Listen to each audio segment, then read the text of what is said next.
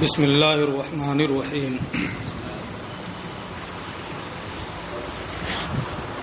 وہذا ہوا کلام القدماء ومعظم خلافیاتہ مع الفرق الاسلامیہ خصوصاً المعتزلہ۔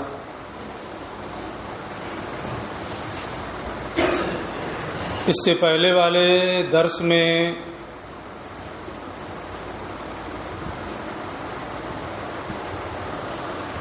انہوں نے یہ بیان کیا کہ علم کلام کو علم کلام کا نام کیوں دیا گیا۔ اس کی کئی وجہیں انہوں نے بیان کی ہیں۔ عام طور پر جو بیان کی جاتی ہے، آخری وجہ علم کلام کا علم کلام نام رکھنے کی جو آخری وجہ ہے، انہوں نے یہ بتائی تھی کہ علم کلام کی بنیاد ایسی قطعی دلیلوں پر ہوتی ہے جن میں سے اکثر کی تائید سمعی دلیلوں سے ہوتی ہے۔ اسی وجہ سے دل میں اس کی اثر آفرینی اور اس کا سرایت کرنا بہت زیادہ ہوتا ہے۔ تو اس کی اثر آفرینی کی بنیاد پر اس کے دخول اور سرایت کرنے کی بنیاد پر اس کا نام کلام رکھا گیا، جو کلم سے مشتق ہے اور زخم کے معنی میں ہے۔ علامہ تفتازانی فرماتے ہیں کہ یہی قدماء کا کلام ہے۔ متقدمین متکلمین جو ہوئے ہیں ان کے کلام میں فلسفے کی آمیزش نہیں تھی۔ فلسفے کے جو اصول ہیں، اس کے جو قواعد ہیں، متقدمین متکلمین ان کو زیر بحث نہیں لاتے تھے۔ ان کی بحثیں دلائل قطعیہ پر مشتمل ہوتی تھیں، جن میں سے زیادہ تر دلیلیں سمعی ہوتی تھیں، قرآن سے ہوتی تھیں، حدیث سے ہوتی تھیں، اجماع سے دلائل وہ پیش کرتے تھے، قیاس سے وہ حجت قائم کرتے تھے۔ اب بنیادی طور پر ایک سوال ذہن میں آئے گا کہ متقدمین متکلمین جب اپنے کلام کو فلسفے کی آمیزش سے خالی رکھتے تھے، ایسے ہی قطعی دلیلیں پیش کرتے تھے جن میں سے زیادہ تر سمعی ہوتی تھیں، قرآن و حدیث، اجماع اور قیاس کے ذریعے سے دلائل ہوتے تھے۔ اس کی وجہ کیا تھی؟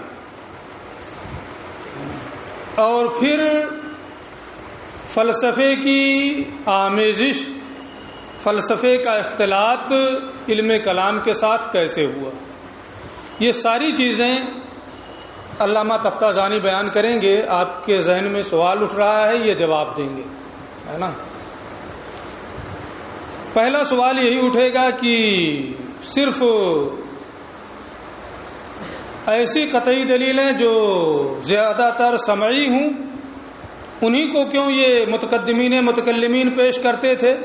اس کا یہ جواب دے رہے ہیں، وہ معظم خلافیاتہ مع الفرق الاسلامیہ۔ ان متقدمین متکلمین کے بیشتر اختلافات اسلامی فرقوں کے ساتھ تھے، حدیث شریف میں جو پڑھتے ہوئے آئے ہیں آپ سب، تفترق امتی علی 73 ملہ کلہم فی النار الا فرقۃ واحدہ الا ملۃ واحدہ. 73 فرقوں میں یہ امت منقسم ہو جائے گی، سب جہنمی ہوں گے سوائے ایک کے. صحابہ کرام نے پوچھا تھا وہ ایک کون ہے؟ رسول کریم نے جواب دیا ما انا علیہ الیوم و اصحابی، میں جس پر ہوں اور میرے صحابہ جس پر رہیں گے، اگر ان کے نقش قدم پر لوگ چلیں گے تو وہ حق پر ہوں گے. بہت سے فرقے وجود میں آئے،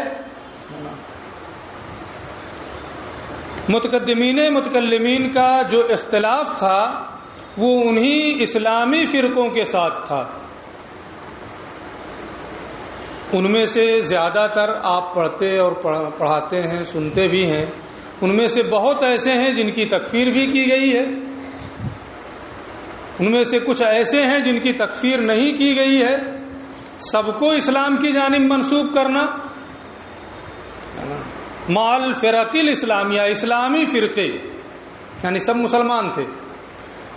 بعض کا معاملہ تو یہ تھا کہ کفر کی حد تک وہ پہنچ چکے تھے. یہاں فرق اسلامیہ علامہ تفتازانی اس وجہ سے کہہ رہے ہیں کہ وہ اپنے آپ کو اسلام کی جانب منسوب کرتے تھے. قرآن، حدیث، اجماع، قیاس ان کو حجت مانتے تھے. ان کا حکم کیا بنے گا علم کلام کی بنیاد پر یا فقہی طور پر، وہ الگ بحث ہے. چونکہ وہ لوگ اپنے آپ کو اسلام کی جانب منسوب کرتے تھے، اس لیے ان سب کو اسلامی فرقہ کہا جاتا ہے. وہ معظم و خلافیاتی ہی متقدمین متکلمین کے بیشتر اختلافات اسلامی فرقوں کے ساتھ تھے، خصوصاً المعتزلہ، بالخصوص معتزلہ کے ساتھ ان کے اختلافات تھے. اور یہ سب اسلامی فرقے جو ہیں حجت مانتے تھے سمعی دلیلوں کو، اس لیے متقدمین متکلمین کے کلام میں ایسی دلائل قطعیہ ہیں کہ جن کی سمعی دلیلوں سے تائید ہوتی. سامنے والا جب ان کو تسلیم کر رہا ہے تو اس کے سامنے دلیل بھی وہی پیش کی جائے گی. ان کے دور میں جو مخالفین تھے وہ سمعیات کو قبول کرتے تھے، اس لیے قرآن و حدیث، اجماع اور قیاس کے ذریعے سے ان کے سامنے حجت پیش کی جاتی تھی. اسلامی فرقوں میں خصوصیت کے ساتھ معتزلہ سے بیشتر اختلافات کیوں ہیں؟ اس کی وجہ یہ بتاتے ہیں لأنہم اول فرقۃ اسسوا قواعد الخلاف لما ورد به ظاہر السنہ، اس لیے کہ معتزلہ یہ پہلی جماعت ہے جنہوں نے اس کے خلاف قواعد کی بنیاد رکھی جس کے مطابق ظاہر سنت کا ورود ہوا ہے. نصوص کو ان کے ظاہر سے پھیر کر کے اختلافات کی ان لوگوں نے بنیاد رکھی. ہر چیز کو فلسفہ اور اصول فلسفہ کی روشنی میں ان لوگوں نے دیکھنا شروع کیا. اختلافات کی چونکہ ان لوگوں نے بنیاد رکھی ہے، اس لیے متقدمین متکلمین کا اختلاف زیادہ تر خصوصیت کے ساتھ معتزلہ کے ساتھ ہے. ان کو معتزلہ کیوں کہتے ہیں اس کا بیان بعد میں آ رہا ہے. یہاں ایک چیز اور ہے کہ انہیں سب سے پہلا فرقہ کہا گیا ہے. اس سے پہلے بھی بہت سے لوگ ظہور پذیر ہوئے ہیں. اس کی وجہ جیسے قرآن مقدس میں ہے لا تکونوا اول کافر بھی، اس کے بارے میں ہے یہ آیت کریمہ یہود کے بارے میں، اور وہ پہلے کافر نہیں بلکہ قریش پہلے کافر ہیں، انکار کرنے والے. آیت کریمہ لا تکونوا اول کافر میں مراد یہ ہے اول کافر بھی میں کہ قرآن کا انکار کرنے والوں میں سب سے زیادہ سخت نہ ہو جاؤ، اور یہ یہود سے خطاب ہے. ایسے ہی معتزلہ جو تھے اگرچہ یہ تاریخی حیثیت سے سب سے پہلا فرقہ نہیں ہے، لیکن ان کا اختلاف سب سے زیادہ شدید تھا۔ اس بنیاد پر یہاں علامہ تفتازانی نے انہیں پہلا فرقہ کہا۔ اس کے خلاف جس پر ظاہر حدیث کا ورود ہوا ہے، یعنی ظاہر حدیث پر یہ لوگ عمل نہیں کرتے تھے، اس کو چھوڑ کر کے اپنی عقل کو کا گھوڑا دوڑاتے تھے۔ وجرا علیہ جماعت الصحابہ فی باب العقائد، اور جس کے مطابق صحابہ کرام کی جماعت عمل پیرا تھی، اس کے خلاف ان لوگوں نے قواعد کی بنیاد رکھی فی باب العقائد، عقائد کے باب میں۔ تو عقائد کے باب میں صحابہ کرام کی جماعت جس پر چل رہی تھی اور ظاہر سنت کا جس کے مطابق ورود ہوا ہے، اس کے خلاف معتزلہ نے قواعد کی بنیاد رکھی۔ اس لیے خصوصیت کے ساتھ متقدمین کا اختلاف انہی کے ساتھ ہے۔ وذالک، وجہ کیا ہوئی ان کے ظہور میں آنے کی، کیسے یہ پیدا ہوئے، اس کی وجہ بتاتے ہیں۔ اس کی وجہ یہ ہے لأن رئیسہم، کہ ان کا سرغنہ واصل ابن عطا اعتزل عن مجلس الحسن البصری رحمہ اللہ تعالی، حضرت امام حسن بصری رحمۃ اللہ تعالی علیہ کی مجلس سے الگ ہو گیا۔ حضرت امام حسن بصری رحمۃ اللہ تعالی علیہ عظیم تابعی ہیں۔ ان کی والدہ ہیرا یہ ام سلمہ رضی اللہ تعالی عنہ کی خادمہ تھی، ام المومنین کی خادمہ تھی۔ ان کا بچپنے کا زمانہ تھا، جب ان کی والدہ کہیں چلی جاتی، ان کو بھوک لگتی، روتے تھے، تو ام المومنین انہیں دودھ پلاتی تھی، اپنے پستان کو ان کے منہ میں ڈال دیتی۔ لوگ کہتے ہیں کہ اسی کی برکت ہے کہ حضرت امام حسن بصری رحمۃ اللہ تعالی علیہ اتنے زبردست طالب ہوئے۔ بہت سے صحابہ کرام کا انہوں نے زمانہ پایا ہے۔ حضرت عمر کے آخری دور خلافت میں ان کی پیدائش ہوئی، بلکہ یہاں تک کہا جاتا ہے کہ ان کی گفتگو میں انبیاء کرام کی گفتگو کی چاشنی تھی۔ وہ بات کرتے تھے تو اتنی چاشنی تھی لوگ سنتے رہ جائیں۔ بہت بڑے امام تھے۔ ان کا ایک شاگرد تھا واصل ابن عطا۔ ایک شخص حضرت حسن بصری کی بارگاہ میں آیا، سوال کیا کہ اس دور میں ہم کشمکش میں ہیں، کچھ لوگ کہتے ہیں کہ کبیرہ گناہ کا ارتکاب کرنے والا کافر ہے، کچھ لوگ کہتے ہیں کہ ایمان کے ساتھ کوئی گناہ مضر نہیں ہے، وہ ایمان والا ہے۔ آپ بتائیے ہم عمل کس پر کریں، آپ کیا حکم دیتے ہیں؟ ابھی حضرت حسن بصری سوچ رہے تھے کہ اس کو کوئی جواب دیں کہ واصل ابن عطا آپ کی مجلس سے اٹھا، مسجد کے ایک ستون کے پاس گیا اور وہاں کھڑے ہو کر کے چلانے لگا کہ نہ مومن ہے وہ، نہ کافر ہے وہ، نہ مومن ہے اور نہ کافر ہے۔ بار بار اس کا اعادہ وہ کرتا رہا، یہاں تک کہ حضرت حسن بصری نے فرمایا اعتزل عنا واصل ابن عطا، واصل ہم سے الگ ہو گیا۔ اسی بنیاد پر ان لوگوں کا نام معتزلہ رکھا گیا، اس لیے کہ ان کا سرغنہ واصل ابن عطا حسن بصری رحمۃ اللہ تعالی علیہ کی مجلس سے الگ ہو گیا، یہ ثابت کرتے ہوئے کہ جو کبیرہ گناہ کا ارتکاب کرے وہ نہ مومن ہے اور نہ کافر ہے۔ اس کی وجہ یہ ہے کہ وہ مومن نہیں ہے۔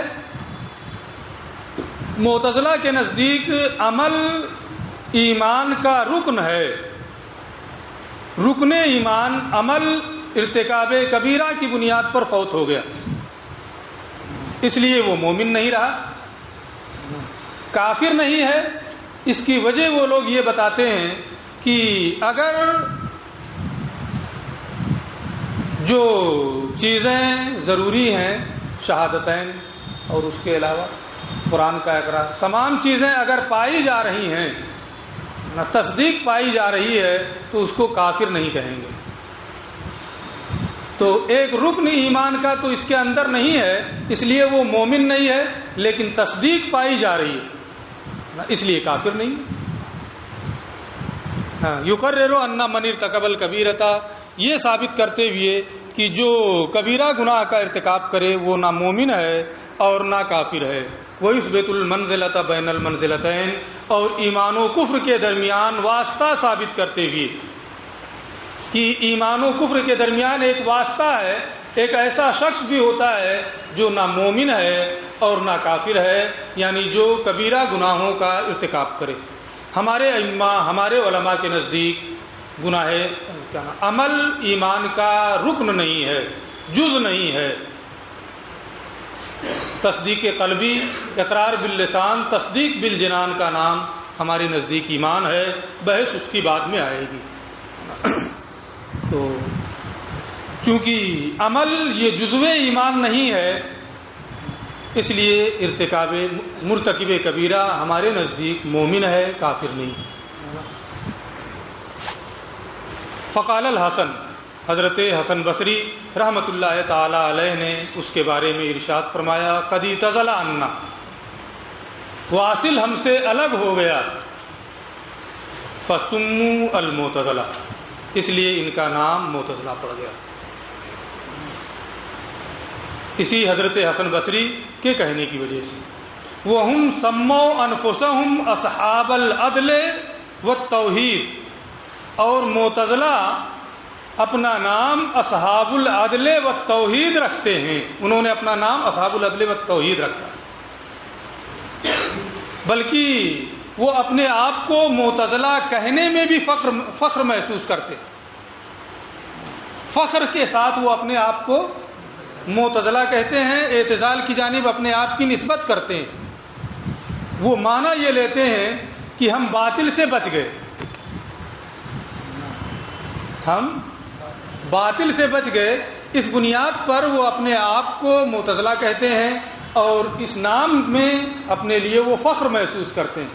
کشاف، جو صاحب کشاف زمخشری جو بڑا معتزلی تھا، وہ فخر سے اپنے آپ کو معتزلی کہتا تھا اسی معنی کے اعتبار سے. لیکن عمومی طور پہ یہ لوگ اپنا نام کیا رکھتے ہیں؟ اصحاب العدل والتوحید. بڑا پرکشش نام ہے. جیسے آج کل کے غیر مقلدین ہیں، وہ نام کیا رکھتے ہیں؟ اہل حدیث. جو چکڑالوی ہیں وہ نام رکھتے ہیں اہل قرآن. بڑا پرکشش نام ہے وہ بھی. اسی طریقے سے یہ لوگ ان نام کا بڑا فرق پڑتا ہے. اس لیے نام رکھنے میں بہت احتیاط چاہیے. ہم لوگوں کے گھروں میں ہوتا کیا، جیسا چاہا نام رکھ دیا. نام بہت سوچ سمجھ کر رکھنا چاہیے. اس سے بھی آدمی کا میلان بڑھتا ہے اس کی جانب. اس کی جانب تعلق، اس سے تعلق ہوتا ہے. نام اچھا ہونا چاہیے. بارہ ان لوگوں نے اپنا بڑا اچھا نام رکھا، بہت پرکشش نام رکھا، اصحاب العدل والتوحید. اصحاب العدل یہ اپنے آپ کو کیوں کہتے تھے؟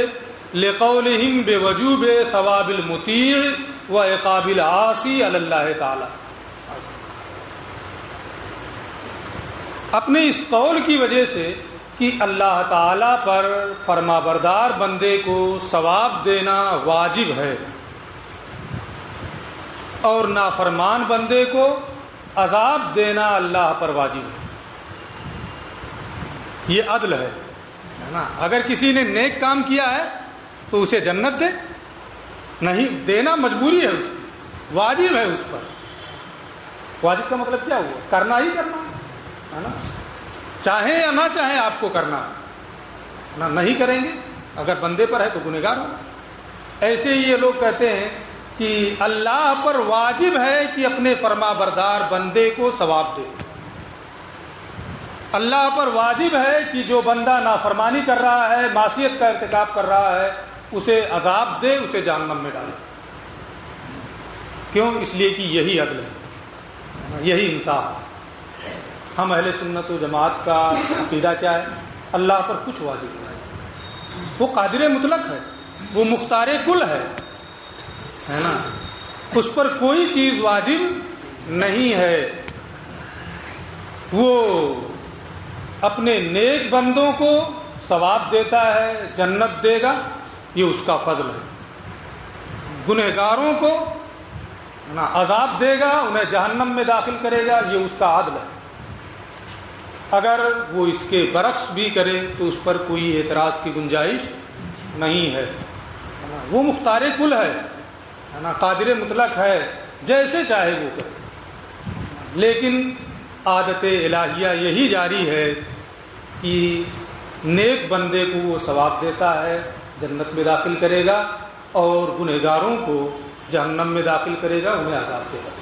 یہ عادت الہیہ جاری ہے نا، لیکن ہے نا اگر وہ عاصی کو ثواب دے، مطیع کو مطیع پر عقاب کرے تو اس پر کوئی عقاب نہیں ہے، اعتراض کی گنجائش نہیں ہے۔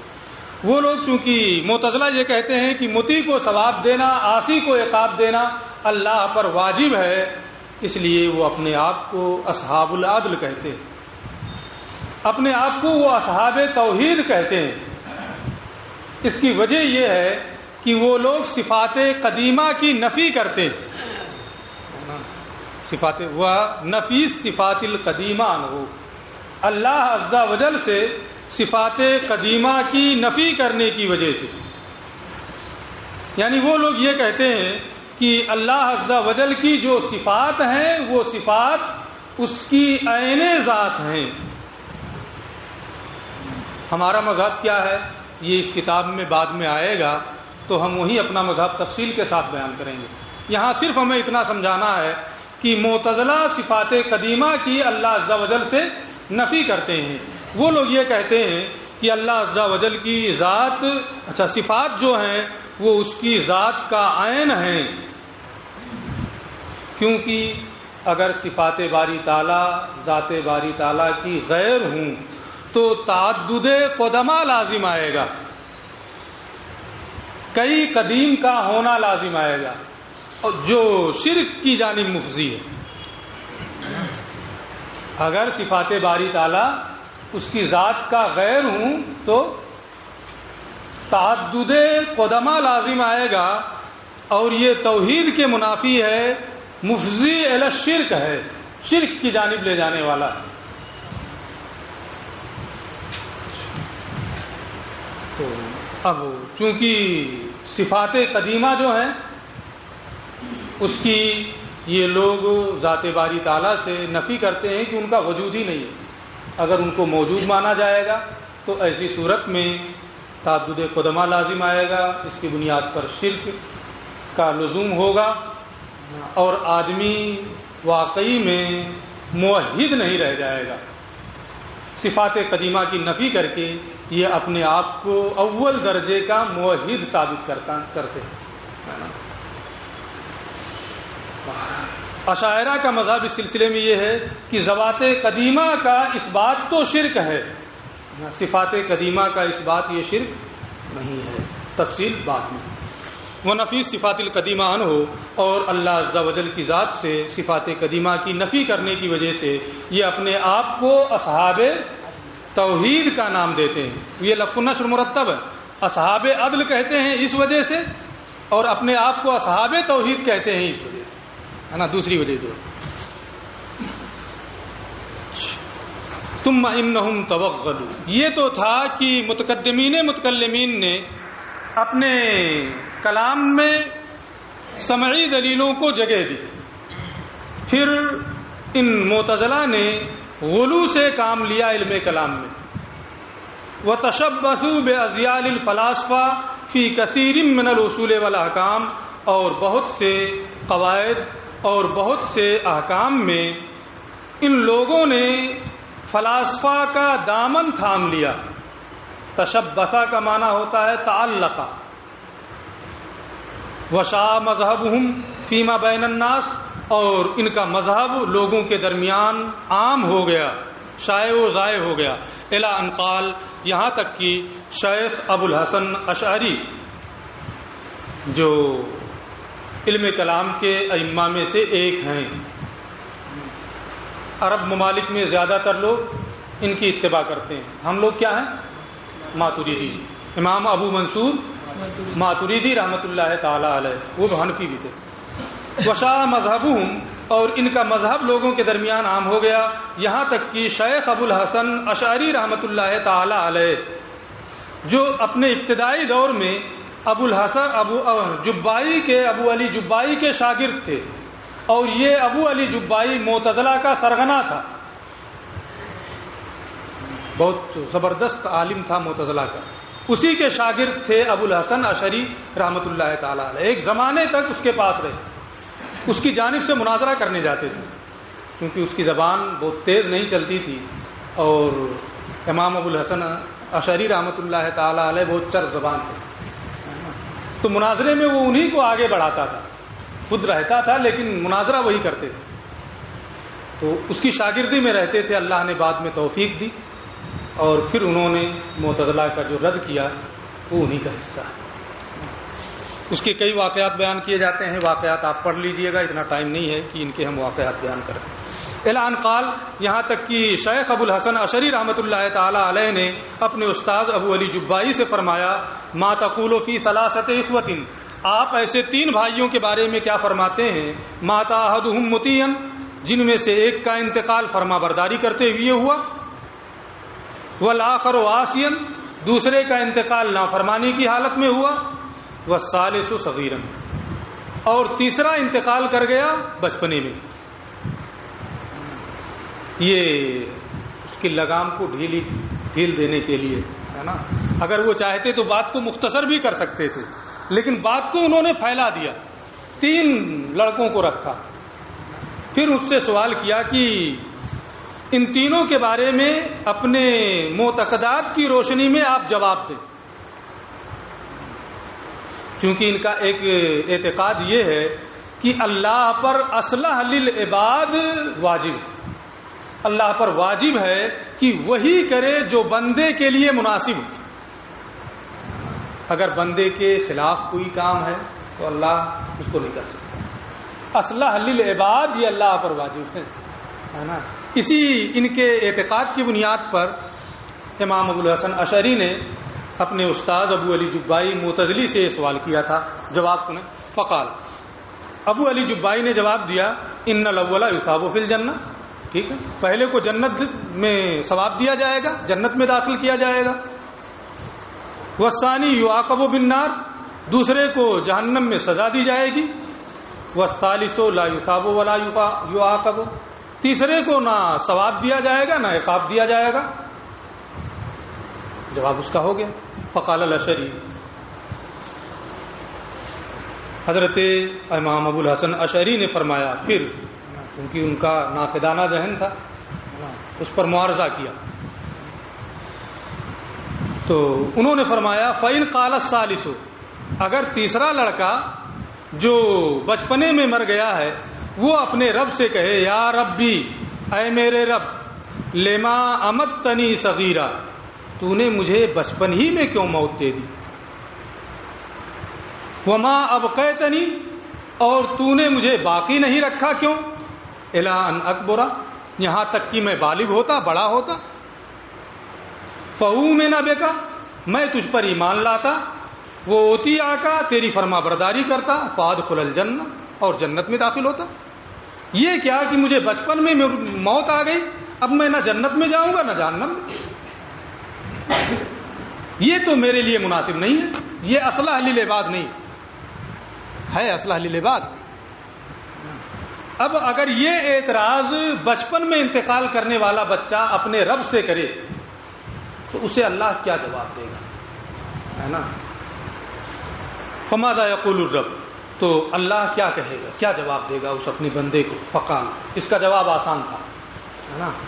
تو ابو علی جبائی نے کہا، یقول الرب، اللہ عز و جل ارشاد فرمائے گا، انی کنت اعلم منک، میں تیرے بارے میں جانتا تھا، انک لو کبرتا، کہ اگر تو بالغ ہوگا، بڑا ہوگا، لعصیت، تو ضرور تو نافرمانی کرے گا، فدخلت النار، اور تو جہنم میں چلا جائے گا، فکان الاصلح لک ان تموت صغیرا، اس لیے تیرے لیے یہی مناسب تھا کہ تو بچپن میں مر جائے، ہے نا. یعنی علم الہی میں یہ تھا کہ اگر یہ بڑا ہوا، بالغ ہوا، تو نافرمانی کر کے جہنم میں جائے گا، اس لیے اللہ نے اسے بچپنے ہی میں موت دے دی، کیونکہ یہی اس کے لیے اصلح ہے، مناسب ہے کہ اسے بچپن میں موت آ جائے، جہنم میں نہ جائے. بات پوری ہو گئی. حضرت امام ابو الحسن اشعری رضی اللہ تعالیٰ عنہ نے اب اپنا اصل اعتراض پیش کیا. فقال الاشعری، تو حضرت امام اشعری رضی اللہ تعالیٰ عنہ نے فرمایا فَإِنْ قَالَ الثَّانِي، اگر دوسرا بندہ جو جوان ہو کر کے اپنی عمر کا ایک زیادہ تر حصہ گزار کر کے مرا ہے، وہ کہے یا ربی، اے میرے رب، لما لم تمتنی صغیرہ، تو نے مجھے بچپن میں کیوں نہیں مار دیا، موت دے دی بچپن میں، لے اللہ حاصلک، تاکہ میں تیری نافرمانی نہ کروں، فلا ادخل النار، اور میں جہنم میں نہ جاؤں، مجھے بچپن میں موت دے دیتا. فماذا یقول الرب، اب اللہ اس کے لیے اس کو کیا جواب دے گا؟ اس کے لیے تو اصلہ یہی تھا کہ بچپن میں اسے موت آ جائے، مناسب یہی تھا. فبہت الجبائی، تو ابو علی جبائی معتزلی لاجواب ہو گیا، حیران رہ گیا، کوئی جواب نہیں بن پڑا. جب حضرت ابو الحسن اشعری رحمۃ اللہ تعالی علیہ نے یہ دیکھا تو ان کو یہ سمجھ میں آیا کہ یہ مذہب صرف عقلی گھوڑے دوڑانے کے لیے ہے، اسلاف سے اس کا تعلق نہیں. اس لیے انہوں نے ابو علی جبائی کا بھی ساتھ چھوڑ دیا، اعتزال سے بھی الگ ہو گئے، اور انہوں نے اور یہ متکلمین کے اشاعرہ کے امام ہوئے. بہت سے قواعد انہوں نے اس سلسلے میں وضع کیے. فبہت الجبائی، جبائی مبہوت رہ گیا. وترک الاشعری مذہبہ، امام اشعری نے اس کا مذہب چھوڑ دیا. فاشتغل ہوا ومن تبعہ بابطال رائے المعتزلہ، اور وہ اور ان کے متبعین معتزلہ کی رائے کو باطل کرنے میں مشغول ہوئے. وہ اس بات ما ورد بہ سنہ، اور جس کے مطابق سنت کا ورود ہوا ہے اس کو ثابت کرنے میں مشغول ہوئے، اور جس کے مطابق صحابہ کی جماعت چلی ہے اس کو ثابت کرنے میں لگ گئے. فسموا اہل السنت والجماعہ، فسموا اہل السنت والجماعہ، چنانچہ ان لوگوں کا نام اہل السنہ والجماعہ.